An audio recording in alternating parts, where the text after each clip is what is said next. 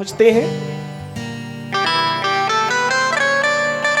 धुंधकारी को भगवान के धाम ले जाना चाहते हैं। नगरवासियों ने देखा कि कथा तो हम सब भी श्रवण किए, लेकिन सदगति मात्र धुंधकारी की हो रही है। हाथ जोड़ करके प्रार्थना करने लगे। किससे? गोकर्ण जी महाराज से। महाराज, धुंधकारी के साथ साथ 7 दिन तक हम सब भी तो कथा श्रवण किए हैं, लेकिन पार्षद अकेले धुंधकारी को ही क्यों लेकर जा रहे हैं? गोकर्ण जी ने समझाया, आप सब भी अगर एकाग्रचित होकर एक स्थान पर बैठ करके निराहार रह करके कथा श्रवण करोगे तो निश्चित रूप से भगवान का धाम तुम्हें प्राप्त होगा। धुंधकारी ने निराहार रहकर एकाग्रचित होकर एक ही स्थान पर बैठ करके सप्ताह पारायण श्रवण किया, इसलिए उसका सद्गति हुआ। तो महाराज, हम सब भी अपना कल्याण चाहते हैं। दूसरा मुहूर्त निकालो, कथा होना चाहिए। दूसरा मुहूर्त निकाला जाता है। समस्त ग्रामवासी जन प्रेम पूर्वक आज सबके सब मिलकर के कथा को श्रवण करते हैं। और अंतोगत्वा, जिस प्रकार रामचंद्र जी समस्त अयोध्या वासियों को लेकर के अपने धाम को प्रस्थान किए थे, ठीक उसी प्रकार आज गोकर्ण जी महाराज पूरे नगरवासियों को लेकर के भगवान के धाम को प्रस्थान कर रहे हैं।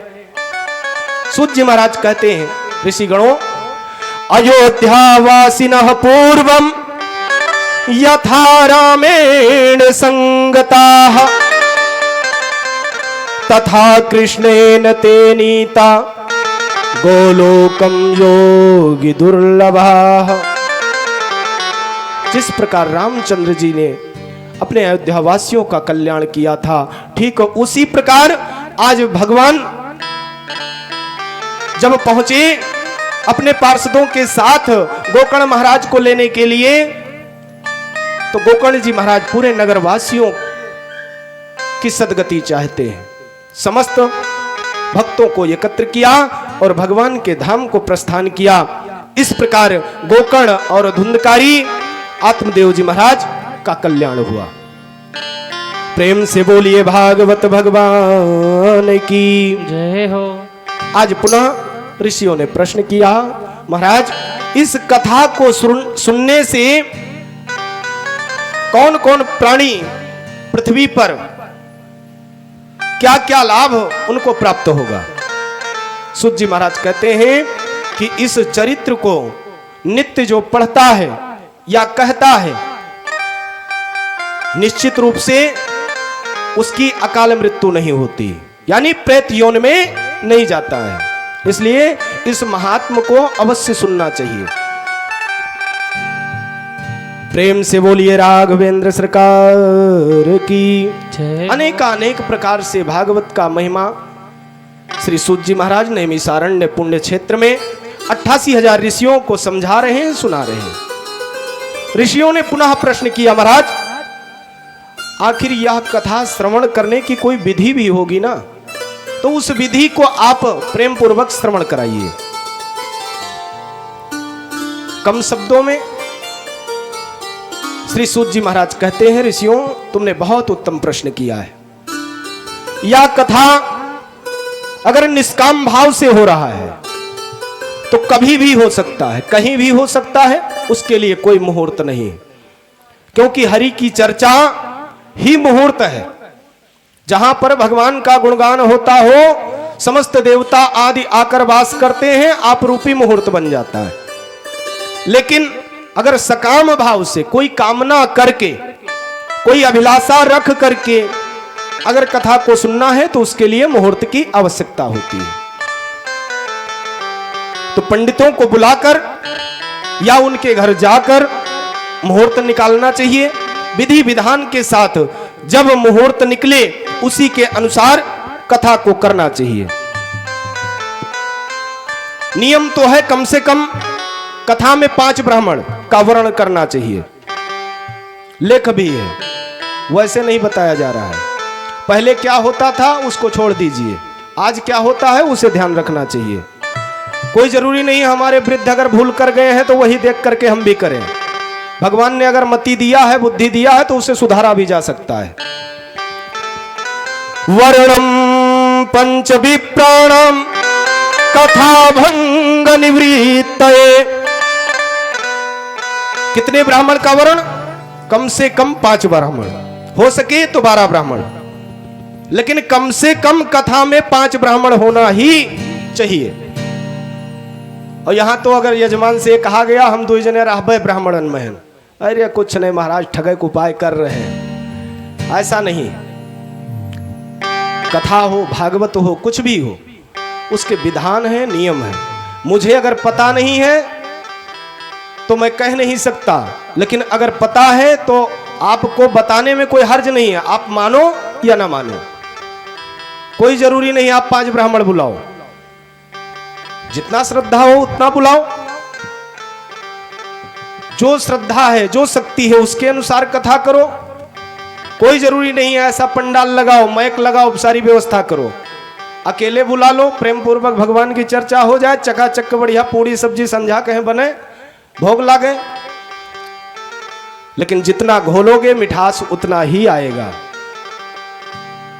श्रद्धा के साथ 10:30 बज गए हैं, आप लोग कथा सुन रहे हो। अगर अकेले बैठो तो हम हो सोवे लगी तो आपको सोवे लगती, इसलिए रस जरूरी है। प्रेम से बोलिए राघवेंद्र सरकार की जय हो। कथा श्रवण करते समय काम वासना का त्याग करना चाहिए, क्रोधित नहीं होना चाहिए, क्रोध का भी त्याग करना चाहिए, एक दूसरे का बुराई नहीं करना चाहिए। लेकिन कलयुग है और कलयुग के प्रभाव धीरे धीरे बढ़ रहा है। अगर हो ही ना बुराई तो पाप चढ़ी कसके, और पाप चढ़ी कसके तो पंडित जी आए के भागवत बची है कसके, ऐसे तो जरूरी है। कामम क्रोधम मदम मानम मत्सरम लोभमेव च दंभम मोहम तथा द्वेषम दूरये च कथा वृद्धि। शुद्ध सात्विक होकर के कथा श्रवण करना चाहिए, और कथा श्रवण करने के बाद जहां तक बन सके भगवान का कीर्तन करते हुए समय व्यतीत करना चाहिए। जहां बैठो वहां पर भगवान नाम का उच्चारण अवश्य हो। जय शब्द नमः शब्दम शंख शब्दम चकारयेत विप्रेभ्यो याचिकेभ्यश्च वित्तमन्नम च दीयताम। जय शब्द नमः शब्द का उच्चारण बार बार होना चाहिए। प्रेम से बोलिए भागवत भगवान की जय हो। पुराण पुरुषोत्तम भगवान की जय हो। ठीक है, इसी प्रकार इसीलिए और जय क्यों बुलवाया जाता है कि भूल चूक अगर निद्रा देवी आ गई हो तो उनको अवगत करा दो कि 12-1 बजे के बाद आना। जब तेज से जय बोलोगे तो निद्रा देवी दूर भागती है। पाप तो भागता ही है, वो अलग विषय है, लेकिन नींद भी भग जाता है। तो इसलिए बीच बीच जयकारा अवश्य लगना चाहिए। कथा के वैसे अनेक नियम हैं, कहां तक गिनाया जाए, लेकिन जहां तक बन सके विधि विधान के साथ कथा करना चाहिए। और प्रेम पूर्वक कथा समाप्ति के बाद कम से कम पूर्णाहुति के बाद 12 ब्राह्मण कन्या भोज इत्यादि अवश्य कराना चाहिए। नहीं ज्यादा सामर्थ्य है तो अपने शक्ति के अनुसार, कोई जरूरी नहीं है लाखों लुटा दो, 500 रुपए में भी काम हो जाते। प्रेम से बोलिए राघवेंद्र सरकार की जय हो। अनेक प्रकार से श्री सूत जी ने विधान बताया। आज ऋषियों ने पुनः प्रश्न किया, महाराज आप जब इतना विधान बता दिए हैं तो आप बताइए इस भागवत को पढ़ने से और कहने से, सुनने से क्या क्या प्राप्त होता है। श्रीमद्भागवतम नाम पुराणम लोक विश्रुतम। वैसे इसकी ख्याति कम नहीं है। यह जो श्रीमद् भागवत है ये पृथ्वी लोक में ही नहीं, स्वर्ग लोक में भी इसकी चर्चा होती है। देवता आदि भी इसको प्राप्त करना चाहते हैं लेकिन सुलभता से नहीं प्राप्त हो पाता। और इसको जो सुनता है या सुनाता है उसके कानों को, उसके हृदय को, उसके वाणी को शुद्धता प्राप्त होता है, निर्मल हो जाता है, कोई विकार नहीं रहता। जैसे शरीर पे हम आप साबुन शैम्पू का प्रयोग करते हैं ना, खूब रगड़ रगड़ करके धुला जाता है शरीर को। लाइफ बॉय होना चाहिए, फलाना ढकाना, पता नहीं कौन कौन सा साबुन आ गया है, बढ़िया शैम्पू होना चाहिए। ऐसे ही भगवान का अच्छा चरित्र सुनने को मिलना चाहिए, तभी हृदय पवित्र होगा। नित्यं भागवतं यस्तु पुराणं पठते नरः प्रत्यक्षरं भवेत् तस्य कपिलादानुजं फलम्। जो नित्य श्रीमद् भागवत महापुराण का पाठ करता है, सुनता है या कहता है, उसके प्रत्येक अक्षर का फल बताया गया है, श्लोक का नहीं। एक अक्षर भी अगर भागवत में पढ़ लिया जाए तो कपिला गोदान का फल जीव को प्राप्त हो जाता है। फिर भी गांव में कथा हो रहा है, खाट पे निंद्रा देवी जुटी हुई हैं। बहुत ऐसे लोग हैं इसी गांव में, सो रहे हैं, कथा में नहीं आए हैं।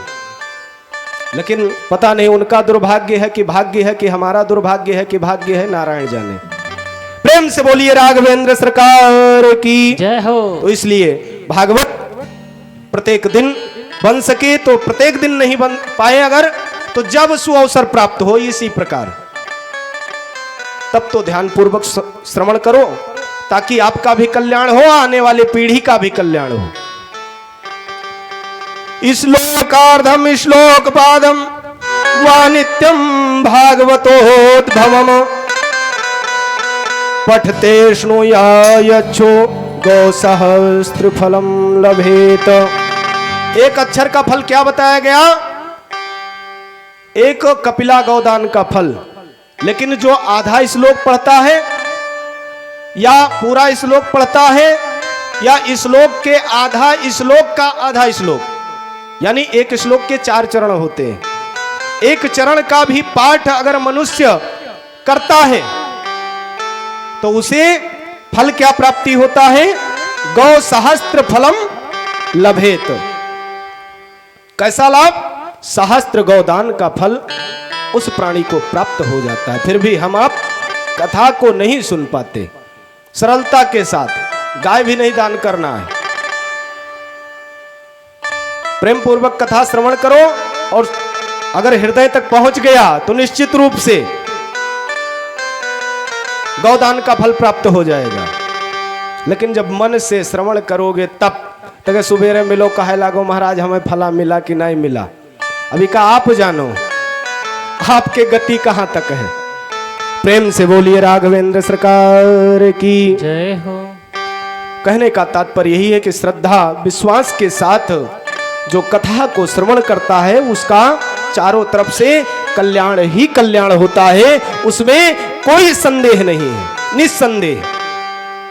तो महाराज इस कथा को किससे श्रवण करना चाहिए? प्रश्न खड़ा होता है ना, क्योंकि आजकल व्यास की कमी नहीं है। ढपली बजावत तनिक जानिन विद्वान होइगे, सभे देखा तो ज्यादा बोले की जरूरत नहीं है। अब तो स्त्रियां भी कथा करने लगी हैं, टीवी पे एक से एक आती हैं, पता नहीं कौन किशोरी किशोरी साध्वी, हाँ 2 विवाह किए हैं, नाम साध्वी। अगर इनके मुख से कथा हम आप श्रवण कर रहे हैं तो एक प्रकार से पाप ही कर रहे हैं। सवाल खड़ा होता है वो पाप क्या है? वैसे बुराई नहीं करता मैं, लेकिन स्त्रियों को अधिकार है कि अपने पुत्रों को भगवान का चरित्र श्रवण कराएं, दूसरे को नहीं। अगर वो व्यास पीठ पर सुशोभित होती हैं, बैठती हैं, तो पहली चीज यह श्रीमद् भागवत महापुराण वेद का सार है। सार मतलब रस, और वेद के रस का व्याख्यान वही कर सकता है जिसका यज्ञोपवीत हुआ हो, यानी जनेऊ हुआ हो। और भैया बताओ कौन स्त्रियों का जनेऊ होता है? तनिकस है कोई कहे पता? अगर उनके मुख से हम आप कथा श्रवण कर रहे हैं तो कौन सा पाप नहीं कर लिया, मतलब कोई पाप बाकी नहीं रहा। तो महाराज वह पाप है क्या? स्त्री मुखात धर्म मीमांसा श्रृणोत दुरात्मनाः। स्त्री के मुख से अगर धर्म मीमांसा को हम आप श्रवण करते हैं, यानी हम दुरात्मा हैं, पुण्य आत्मा नहीं है। तो महाराज इतनी बड़ी बात क्यों? दुरात्मा क्यों हो गए? उसमें दो पाप महा बताए गए, महापाप हैं। कौन? ब्रह्म हत्या, गुरु पत्नी तल्पगाह।